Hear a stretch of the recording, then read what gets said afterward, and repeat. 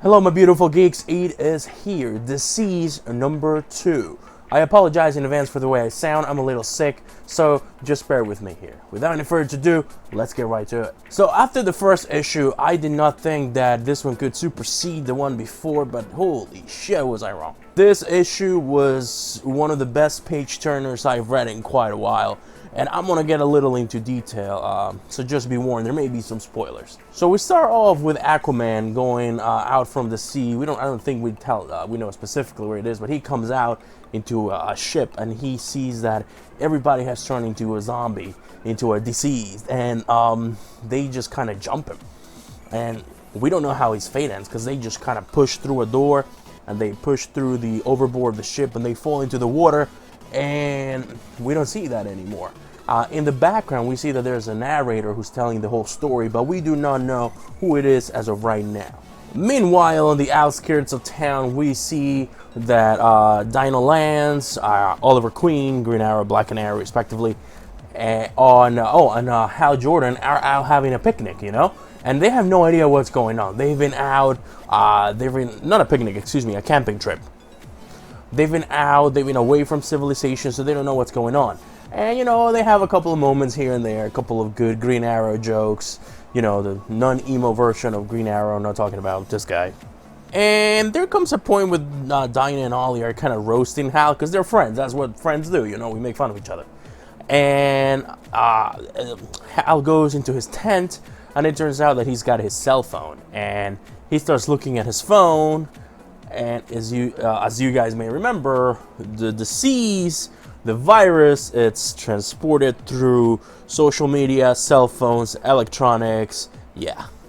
On the other side, we see Superman back in Metropolis flying over with Lois, Jonathan, and Damian Wayne to the top of the Daily Planet. And we see that Superman uses X-ray vision and tells Lois, shit, everybody did. So Superman is there. He tells Jonathan to just watch him for a little second, and Superman flies away for a while. We go back to Green Arrow and Black Canary, and we see that Hal has actually turned into a zombie. And they're not really zombies, because later on we find that out. Kinda, somebody tells us they're not zombies. But whatever rage disease this is that they have, Hal has turned into one of them. So he is a Green Lantern zombie. I'm still gonna call them zombies. And he starts to attack Ollie. And of course, Dinah cannot take this, and she does her canary cry, and she kills Hal Jordan. So right off the bat, we're getting rid of some heavy hitters here. No more Green Lantern, at least no Hal Jordan. I don't know if something's gonna happen later that might bring them back, but at this point, Hal Jordan is no more. So Hal Jordan is laying there, and his ring comes out of his finger, and it starts searching and searching and searching and searching for a new person, because, you know, Hal Jordan is dead, and he's like, and this is when the first holy shit moment of this comic takes place, guys. The ring chooses Dinah Lance, aka Black Canary, and she becomes Black, Green, Canary, Lantern. Lantern, Green, Canary, Black.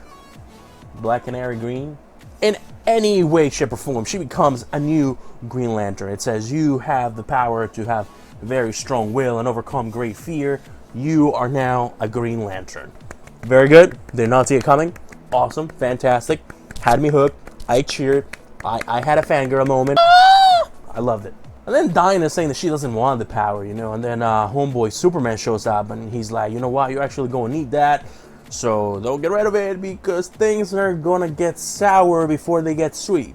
And so they go back to the top of the Daily Planet, where they rendezvous everybody that we've seen so far, except for Batman, because Batman makes a phone call. He actually calls them, and he tells him that he's been bitten, and he's actually in Mr. Freeze's outfit, because he wants his body to remain cold so that the virus would not progress as fast as it would normally do. So we don't know what happened to Nightwing or Tim Drake at this point. He probably had to kill them. Alfred's standing in the back with a big ass shotgun, and there's this moment where Superman gets really emotional, because he's gonna he knows that Batman's gonna die, And Batman, the badass he is, he's like, I imagine it went something like this. Clark, there's no time for emotions here, man.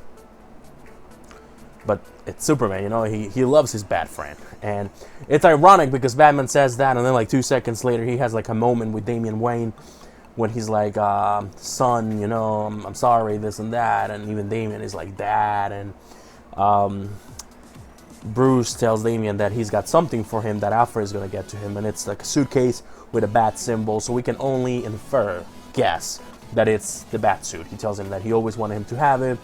And we're more than likely sure that it is the bat suit. Batman loses control. He transforms into a zombie. And Alfred points the shotgun at him. And bang. The comic book literally ends with bang. So we don't physically see it happening, but it is heavily implied that Bruce is dead. However, that could be a fake out. We do not know. And that's where the comic book ends. And you're just like looking for more pages, but they are not there. Wow. What a fantastic read. If you guys haven't picked up issue number 1 yet, you have to do it. So far, this is a great story. I'm really digging it. I'm really liking it. I was afraid that they were going to kind of copy Marvel too much with the whole Marvel Zombies approach. But so far, it's different. And Batman actually also explains that they're not really zombies. There's some sort of biogenetic / technological thing that is happening. And it's sad because there's a point where the Green Arrow is like, you're Batman, man. You have to be able to solve this. And Batman is just like, nah, fam, I don't got this. It was a fantastic read. It's a fantastic story so far.